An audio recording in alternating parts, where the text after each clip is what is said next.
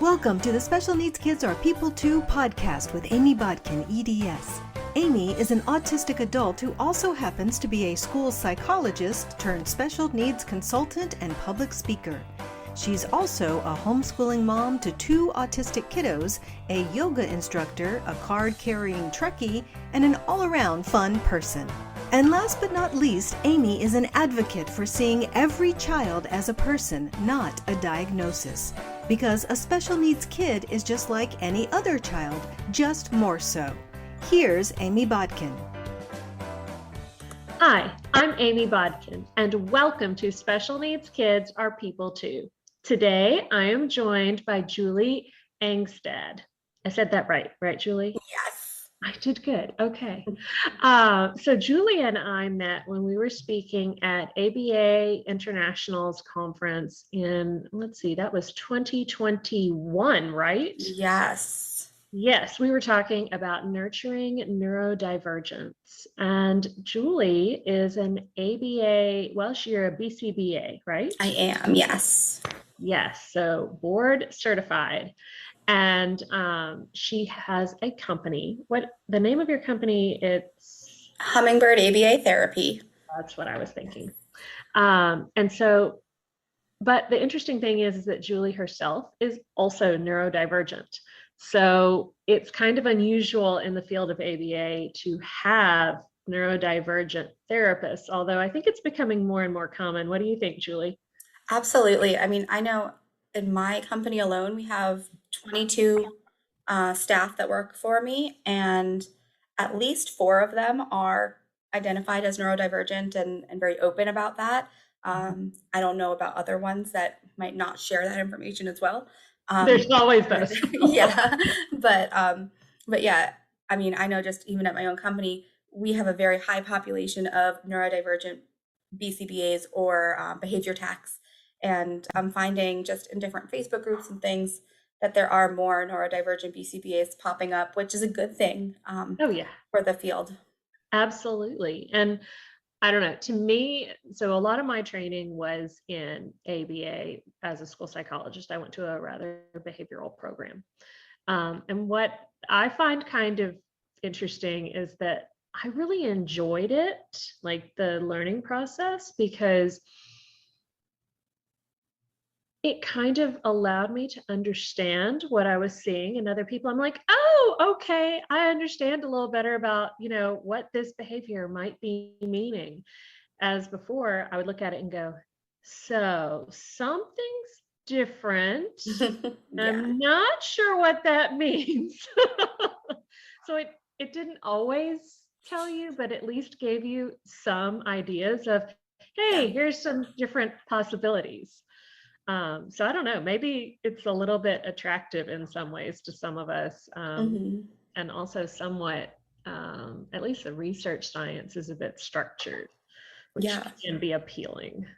Absolutely. Like just that data collection, I find that so relaxing to me.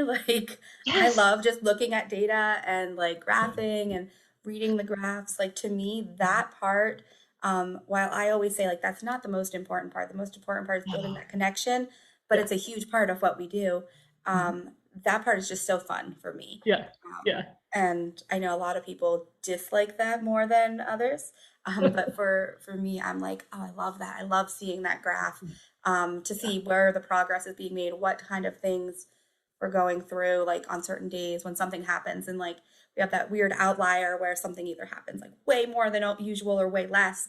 What's going on that day that made that happen? And you're looking at patterns too. And that's something I love patterns. That's my favorite. Yeah, absolutely. So I definitely enjoy the rigidity part of the data. However, I do not practice my practice as a very rigid intervention practice. It's funny, the things that draw you in versus the things that you discover are really important to guide your practice moving forward. They're not always the same, at least I find. So all right, so Julie, tell us a little bit more about what your practice looks like as an ABA therapist. what are you, what do you do that's different? I mean, you own your own company. So what do you do? I mean, you've got so many people working for you. How do you make sure that each person's individuality is honored and respected? Yeah. That can be Yeah. such a challenge for so many people. Well, I'll start by just kind of explaining a little bit about our company and like how we kind of started. We started right in the middle of COVID. Um, so that in itself was a challenge. I started it with just me, being the only person working, doing the BCBA work, the direct care work, and also all the administration work. So I did everything. So for the first 3 months, like I didn't pay myself. I just tried to knock it all out and just start building up clientele, and recognizing like the people that I was working with, a lot of the people that were coming to me had no experience with ABA at all. They didn't know the good, the bad, they didn't know about the trauma. And I had always prefaced like our intake paperwork and everything, explaining why we are working towards more of a neurodivergent reform-based ABA. So I had one family who was like, well, why wouldn't you decrease stimming? Because that's something on there, like that we will not decrease stimming unless it is specifically harmful to the person. For example, if they're, smacking themselves in the face every day, multiple times a day with high force, that's something that is not safe. If they want to hit themselves gently, we'll work on shaping the behavior to be more gentle. I'm cool with that. That's not hurting anybody. But if they're leaving marks or, providing having a stim that's going to be damaging to them or harmful to them or others, that's where we work on the stims. Right. Eye contact is another one that in our initial intake meetings, I say, like, we're not going to focus on eye contact. I will work on, getting them to respond to their name. If I say, hey, Amy, I'd expect you to look towards me or give some sort of response, like, hey, bud, even if you're looking in the other direction. I don't need that direct eye gaze because I recognize that is difficult for a lot of people, myself included. I don't really love just staring somebody in the eyes. So it can feel very intimate. Yeah. So I was finding, level. yeah. So I was finding even just in the very beginning, when I was only doing home and community services just by myself, I was having these intake meetings with families who had no idea what even ABA was, other than their doctor saying, your child has autism, you need ABA services.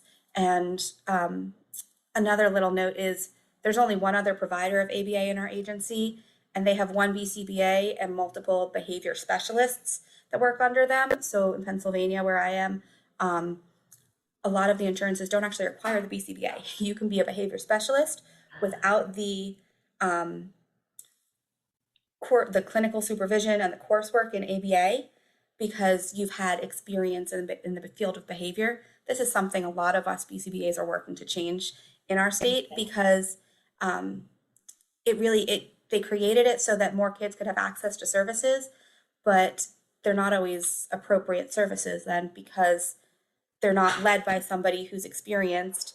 The person might not even have experience in autism or education or any of the things that kind of go hand in hand with ABA. Ethics and the ethical side. There's no board other than the Pennsylvania Medical Board overseeing you, and they don't really care. They don't require CEUs every year. Like it's scary to me that's okay.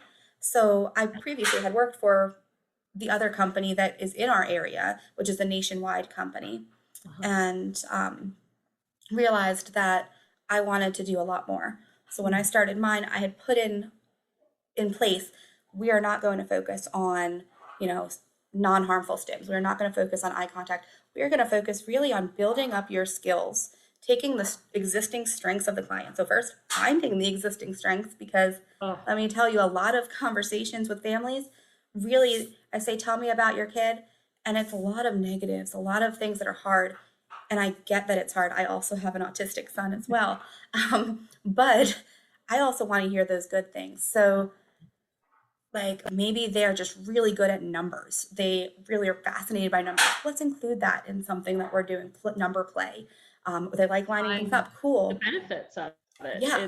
Sometimes it's that it's so different from us that we have a hard time appreciating the differences. I remember that with my son. He was so good with letters and numbers and memorizing. And I'm like, okay, that's great, but what do we do with that?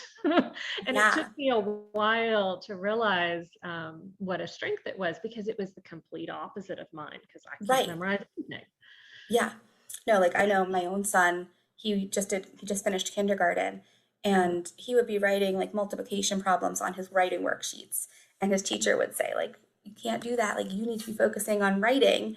Like, we're doing words now, write these words. And he's doing that. So I'm like, well, let's provide him with some reinforcement. Let's use some ABA in there. We'll reinforce him once he does the writing worksheet, which is a requirement of school. He has to learn how to write. Once he does his writing worksheet, then give him some time to work on whatever multiplication problems he wants to do, because he's obviously the only kindergartner in his class that wants to do multiplication. So and let's kind of like allowing them time to decompress too, because doing something you don't enjoy takes extra effort. And being able, I mean, a lot of times in the ABA world, we say reward, but in a lot of times, I think that what we're actually saying is decompression. Absolutely. Because, it's giving us time to chill and go, okay, I got past the hard thing and now I get to chill out. Yes. Yeah. Letting them take that time to do what they enjoy, to be happy, to relax, and just engage in something they enjoy is huge. And that is really the basis of ABA, is that reinforcement piece is what maintains the behavior. But you have to approach it in a way that is compassionate and understanding. So I'm not saying, okay, he wrote his name, give him an M&M. If that's what he truly wanted. If he asked, can I have an M&M, and that was an appropriate time, sure, I'll give you an M&M. But, but at the same time, like, we're using things that are already strengths, that are already naturally reinforcing to him, that he already wants to do, but then teaching an appropriate way to do it. Well, and it's smart educationally speaking. Because, I say this all the time, but my favorite educational philosopher is Charlotte Mason, and she always talked about do short lessons and vary them, because you can't maintain attention on something that is difficult for you for very long. But if you do a little bit and then change gears and do something else, it's easier. Absolutely. And in a lot of ways, that's what we do when we're training behavior. Yeah. So kind of going back to Hummingbird in my practice, I started with really just focusing on those skill building things. Insurance does still require that we have some sort of standardized assessment. So that's kind of like our limitation there, is we have to still do that. And we can't just fake it, because that's illegal and insurance fraud. Right. So we are still doing like a VB map or an ABLS, an AFLS, a Vineland. So those standardized assessments, which some of them have really good parts of it and some of them don't. And, there's not one that's perfect in a neurodiverse eye. You're going to find some things that, like, the VB map has a lot of things that truly are like good skills to have. You really should be able to, respond to somebody in an appropriate way that allows them to know that you are engaged in that conversation. Now, whether that means that you are having the same conversation as them, you're interested in the same things, that's completely different. But there are some skills that are just like really your basic skills that really you need in life to succeed. And that success, of course, is defined by each individual person. So we always start with our standardized assessment. We've also been doing a lot more of like interview-based functional analyses, because that's, again, insurance requires we do that FBA, but then how can we do it so that we're finding that function of the behavior, but also not just finding, like, is this attention based? Is this escape based? But what kind of attention do they desire? Do they want the attention of their peers? No? Okay, then we're not going to focus on that right now. If that's not reinforcing to them, and also if they just don't care about that. If that's not significant to them, they might not want to go and play with their peers, and they might not want their peers' attention, or it might be the opposite, and they don't care about adult attention. That's more rare that I found, is typically the adults are the ones they go towards. I know even myself as a child, I always was like, I want to be in the good person, like the good person in that person, the adult's view. So typically it's the peers, the similar age peers that they don't want to engage with as much for most of our clients, and that's okay. Yeah.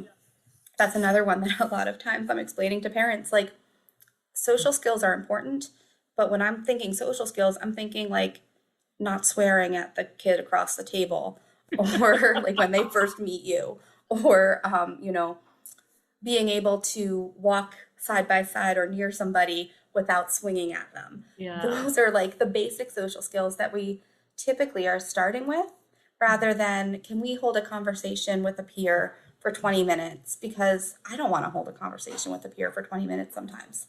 So, And we have to think about the appropriateness for each individual kid. well, and we homeschool, and that's one of the Yeah. things I talk about all the time. I love that because if they don't want to spend time with kids their own age, they don't have to. They can Mhm. hang out with older kids or younger kids, and they get to grow and learn and develop those relationships, but it's not necessarily has to be a peer, so to say. Right. Yeah. And I always tell families, like, it's not that I'm trying to make your kid more socially awkward. I'm really focusing right now on the things that they can grow in, and then we can focus, once if they are ready, then we can focus more on how to develop those peer relationships, because it is important to be able to have communication with other people. It is important to be able to talk to somebody and hold a conversation for a small period of time. But that's not the focus immediately for a lot of our kids. The focus is really just helping them to find their strengths, build on those strengths, and work to improve where they're currently at. Have positive social experiences, because when you Yes. have some positive social experiences with whoever it is you want to hang out with in whatever way, it leads to others. Yes, exactly. So back in February of 2022, Hummingbird was able to open our first center. And I know that there's a lot of autistics who are like, well, we do not agree with ABA in a center. We don't agree. I mean, a lot of people don't agree with ABA in general, but especially when we're center-based, because I think a lot of people just jump to, well, now each kid has their own little desk and they're going to sit there all day and work at their desk, and maybe they get a 10-minute break here and there, but they're just going to be sitting there doing discrete trials all day long and become a little robot. And that is definitely not what we do. We've had a lot of parents come in and they're like, this is just like a preschool. And I'm like, yeah, I mean, that's what I would like it to look like. I want it to be more like a typical preschool environment for their younger children, where they're coming in, they have a one-on-one person working with them, but they're able to follow a basic routine and do a circle time, read a book, play as a group, and then play as an individual. And if they don't want to play as a group, we're working on saying, like, I don't want that. Self-advocacy is a huge thing at our center, and having that center space has allowed us to now really use that to say, I'd like to go to the sensory room. I'd like to go take a walk. Giving them the chance to ask for the things that they'd want instead, and putting some sort of communication to the advocacy piece of, I don't like this, I don't want to be here, I want to take a break. We let them kind of choose that within reason, of course. Like, they can't be like, I want to go walk in the parking lot, and sorry, that's not safe. We're going to put a limit there because still focusing on the safety. So, like, that's the big part. Like, one of the biggest arguments against ABA is that compliance piece. And we don't push a lot of that compliance. However, there are things that you have to comply to as a child. You may not walk out of the front door without a grown-up and into the parking lot. That's a safety thing.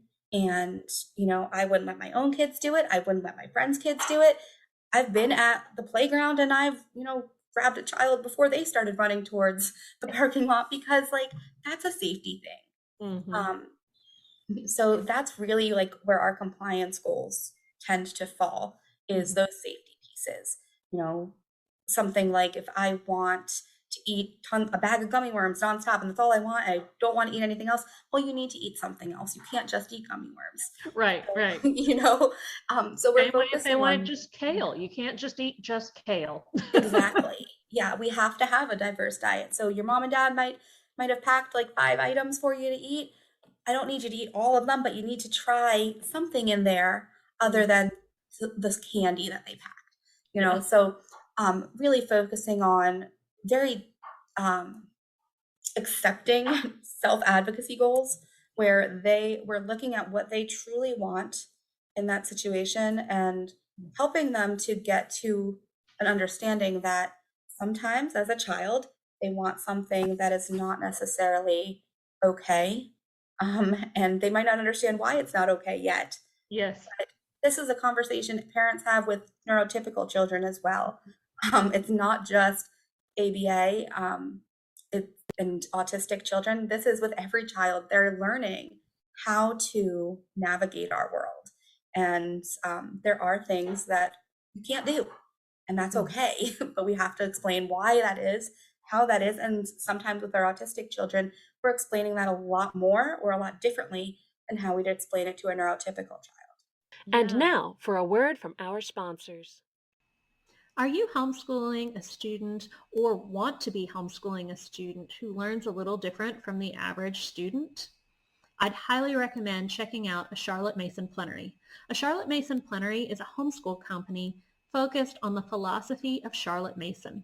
Charlotte Mason was an educational philosopher in the late 1800s, early 1900s who recognized the importance of not just educating a child body and mind, but also educating them as a whole person with a diet rich in the humanities, the studies of what makes us better human beings.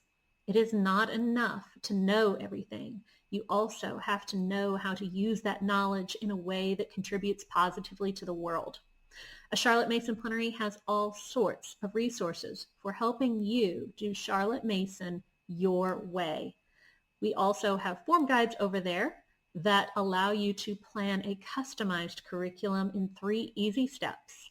And I even partnered with the Charlotte Mason Plenary to create a developmental form guide that goes with these guides that explains to you where to place your child and how to make all sorts of adaptations for different types of learners.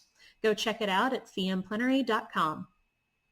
In a lot of ways, I have to say, it sounds somewhat like a preschool, but it also sounds somewhat also like having an extra parent, because I mean, that's what we do as parents. We sit down and we hopefully, if we're, in a good space ourselves, that's always the question.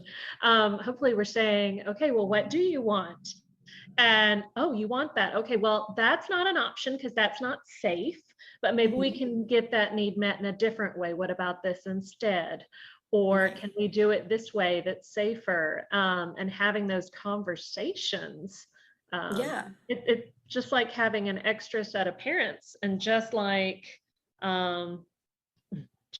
with parents and who you choose to care for your child, you want to make sure you're being careful about the person that you choose, and that you choose somebody who you go, they're a good person. Yeah, absolutely.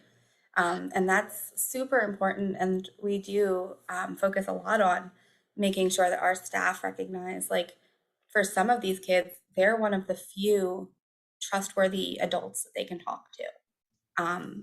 For some of these kids, they're the only like adult that they can really talk to. And when I say talk to, some of our kids are not verbal. Some of that is just like the only adult that they can really give a hug to, and they'll get a hug back. And for that, those are the kids we're not focusing on building up too many skills. We're focusing at the bottom of getting your needs met.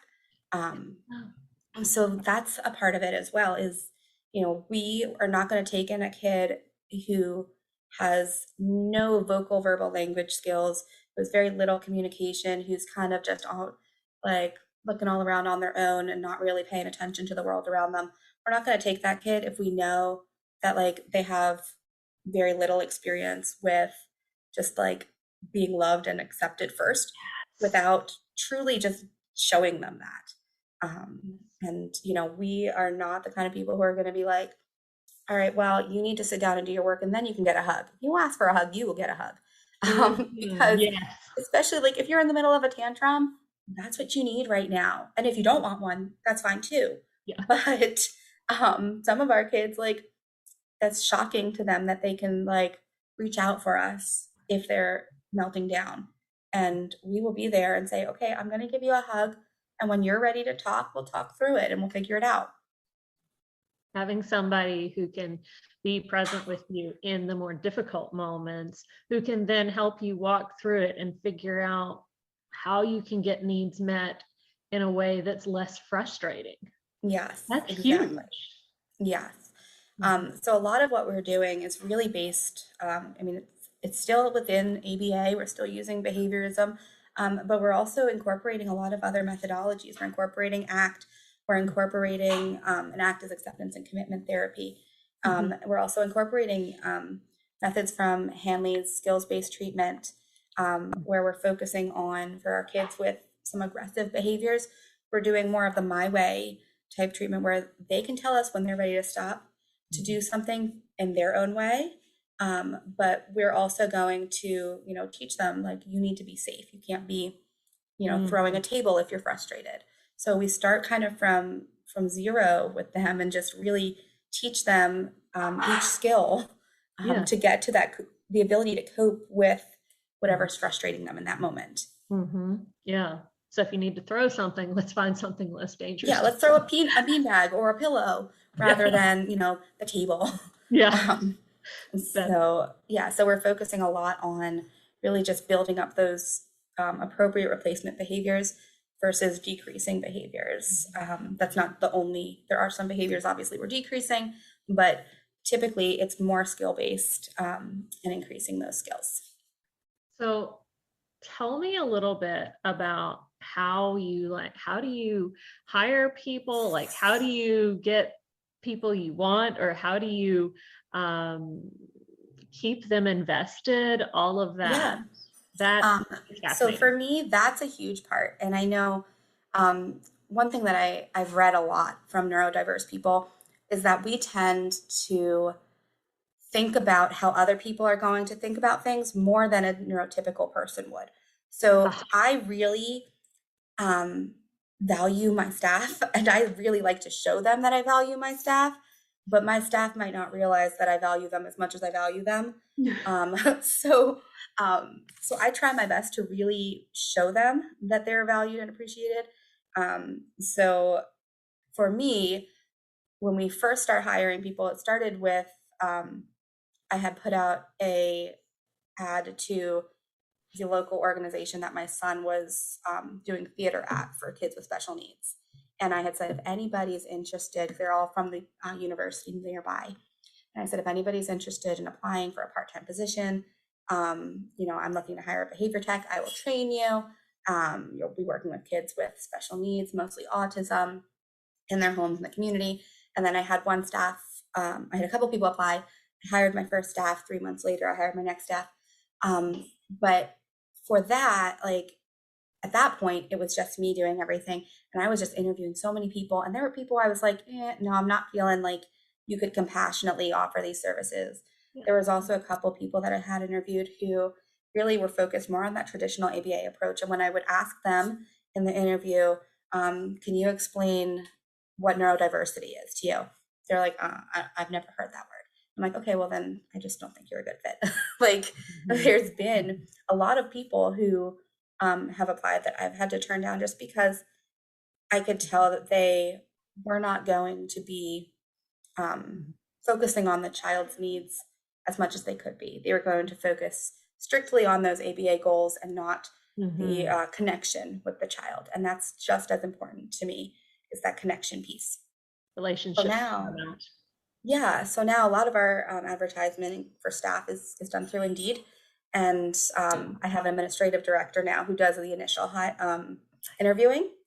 And she's able to kind of still ask the same questions and give me the first look at that and weed through them a little bit before we hire them. And then once they start, they have to do the 40-hour RBT training. So that was another thing. We had to find a training that was both affordable for a small company, but also was good. So for a while, we were using the Autism Partnership Foundation's free RBT training, which Justin Leaf is behind that one. And I know there's a lot of controversy between Autism Partnership Foundation and Justin Leaf with the autistic community. Right. And I had watched through the training, and I wasn't super into some of the things that they were saying. Yeah. So because we had very little funds at first, I was like, okay, so I'm going to have you watch this because it's free. And then I'm going to go through and explain to you what we're doing differently here.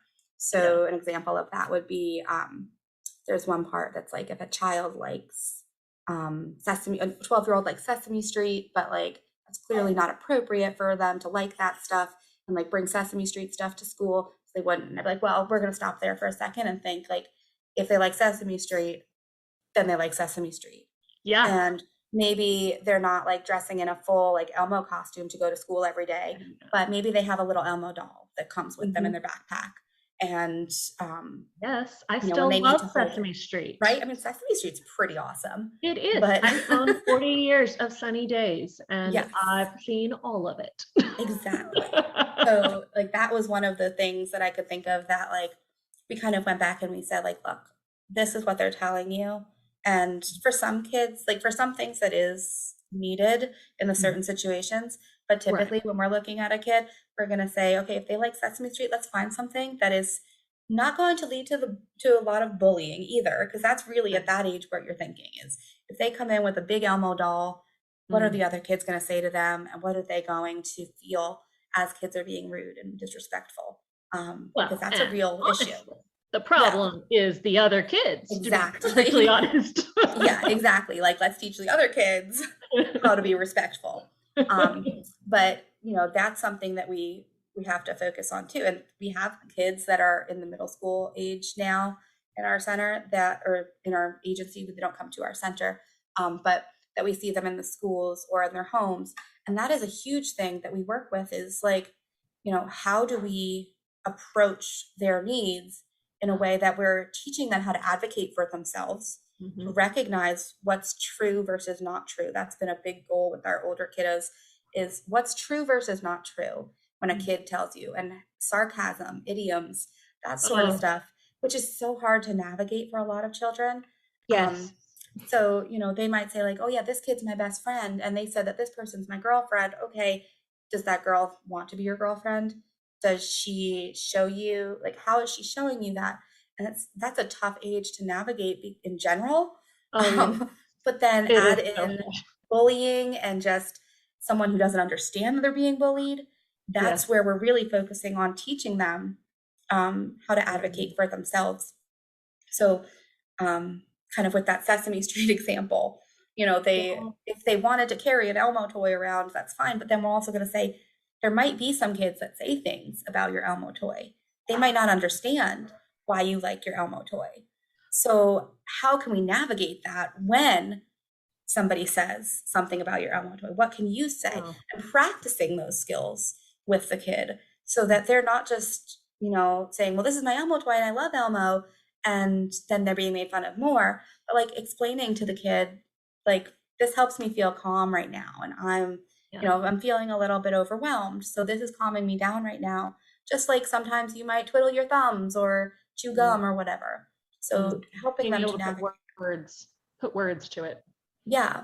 So it's a lot of role playing with that age too. Well, and quite honestly, I found that a lot of times with when we hit that middle school, junior high school age, some of the kids, if they are computer savvy, I'm like, well, let's find other people who love what you love, because they're out there. They may not be in your school, but they are out there. Oh yes, definitely. I don't know if there's a Sesame Street forum, but I'm pretty sure there's a Sesame Street forum. I'm sure there is. So yeah. There's a forum for everything. Absolutely. Yeah. And that's something that like we can always encourage them to find ways to meet people who are involved and interested in the same things that they are, even if they're not right next door. Yeah. That's probably, I think, one of the best things about the internet having developed is it allows you to connect with other people who you are their cup of tea. Yes, exactly. You got to have that. So, so do you still use a different training now? So we did switch over to central reaches training right now. So that's been a little bit better. Although I'm not still like convinced that's the best one. So I'm still kind of figuring it out. And it's hard because in order to really determine that, I'm like, I have to watch 40 hours of a training, and I don't always have 40 hours to sit and watch training because I run a company. I have 2 children. I have a little bit of my own life that I have to maintain. Sometimes I like to sleep. So yeah, that's been kind of a challenge, is to find something that's truly inclusive, meets the qualifications as their 40-hour RBT training, Right. and also is really just neurodiversity affirming. Yeah. So maybe eventually I can get ACE approved and create my own. But That would be awesome. down the line, because right now I just have too much going on. Yes. It's always nice when you can find something that someone else has created, so you don't have to create it yourself. Right. Yeah. Well, that's really awesome. So do you have any advice or suggestions or any, I don't know, learned lessons or encouragement for anybody who is a BCBA out there, who is maybe trying to work to just constantly improve their practice and what they're doing? Because we're all always trying to grow and learn. So yeah, I mean, I think every BCBA should be at least trying to grow and learn a little bit. you're not, Every there's a problem. person in general should be doing that. Nobody is perfect, myself included. But we really should always be listening to what the experiences of others were. Now, I know that could be a really difficult rabbit hole to go to, and for me, it can be very triggering because I'm like, no, I am like neurodiverse too, but I'm also a BCBA. And then the neurodiverse people are like, but you're a BCBA, so you're bad. And then the BCBAs are like, but you're neurodiverse, so you don't know what you're doing. And like, everybody's just kind of like against me. It feels like sometimes. Yeah. But I would really say listen to the autistic voices and see what is it that they are saying is traumatic. What is it that they are saying is difficult? Typically, you're going to find things like compliance, stimming, like reducing those stims, forcing them to engage in social situations that they don't want to do. Those are like your real big hot topics within the anti-ABA community. And then listening to, if those are the things that are the big thing, like the big topics for them that are issues, how would they improve it? Now, I understand that most autistic people who are against these things are also not trained in behaviorism. So, the insurance company might not say like, well, that's not really an actual practice, but looking at how those things could be improved, because the field of ABA is not going to go away. It is still the only treatment for autism. And I say treatment and not cure, or, it's not going to fix a person, but it's going to help them to feel and be more successful. If done correctly. It's the only support parents really have access to that's covered by insurance. And a lot of times that's all they've got available to them, because raising kids is expensive. You add anything else, any extra need on top of that, and it goes up dramatically. Yes, exactly.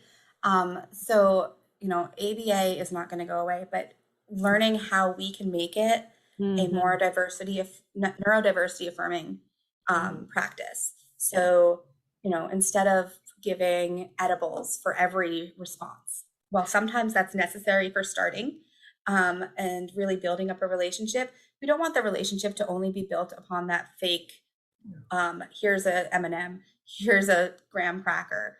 Like we can include that in part of it, but we also need to really build a bond with a person, which takes time. And, obviously, if you're working in ABA, you have those insurance needs that you have to meet. So document. I worked on building that relationship with the child so that not only will they trust me when I'm working with them, but that they feel and they recognize that I am there for them and that I care about them. So there's a lot of things that we need to really focus on, unfortunately, on the paperwork side, on how we document it. I'm not saying go ahead and do whatever and then document it like all willy-nilly, but really, we can do a lot more than just sitting at a table and showing flashcards. We can really focus on, if we need to focus on matching colors, let's do that through play. If we're focusing on a skill to reduce aggression, so why are they starting the aggression in the first place? Working on those real antecedent interventions as many times as possible to try to catch it before it happens, and praising them, reinforcing them then when they didn't engage in it, and then explaining to them in a way that they understand why that was a good thing. They didn't engage in the aggression. Well, anytime an adult does something and we have put in the effort to doing something that's not easy or not our go-to, a lot of times we get praise for it. Sometimes we get paid for it. Yeah, exactly. So, we can really turn around our practice.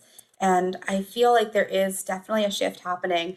I'm seeing a lot more BCBAs use SBT and focus more on listening to other autistic voices and how they can grow their practice in a way that is helpful to the clients, and not just, just doing it because you're doing it. You really need to have the reason behind it, and recognizing like these are kids. I love like the name of your podcast, special needs kids are people too. And they are, like, you absolutely, like, I mean, it seems silly, like, yeah, of course they are, but like, that comes with respect and dignity and autonomy. Yes. And those are the things they deserve. And going into work with the client, recognize that, remind yourself that, repeat it to yourself before you walk in their house or into their center or school, like recognizing that like you're not there to disrespect them, to train them to respect you even. You're there to show them respect and teach them how to love. People respect people that respect them. Yes. Yeah, because the respect to you will come once they realize that you respect them. And that's true, not just in ABA, but like teaching. I mean, I was a teacher right after college, and that's true with students when you're teaching as well. You can't just go into a classroom and expect everyone's going to listen to you and respect you just because you're the grown-up in the room. Right. It's sometimes you have to earn that respect, and you have to earn it by adults showing. are not worthy of respect, and we should not be respecting people who are not worthy of that respect. Exactly. That goes back to the advocacy you were talking about. Exactly. We don't want people to just assume, oh, they're an adult, I should respect them even if they are abusing me. No, that's not a good idea. Right. Yeah. Learning to say no, and that it's okay to say no with a lot of things, a lot more things than they might think. So. Absolutely. Well, Julie, I really appreciate you being with me today and telling us a little bit about your practice. Tell us again, like, you guys have a website, don't you? Or is it a Facebook We do. Go ahead and share. It's still somewhat of a work in progress, but it's www.hummingbirdaba.com. Awesome. Great. So if you're in Pennsylvania, definitely look her up. And if you are another ABA therapist and you want to make a connection, Julie is awesome. Thanks for being with us today, and we will see you guys next time. We hope you had fun listening to today's episode and gained some new insights into the wonderful variety of people in our world. You can find out more about Amy's advocacy work at amybodkin.com. And remember, special needs kids are people too.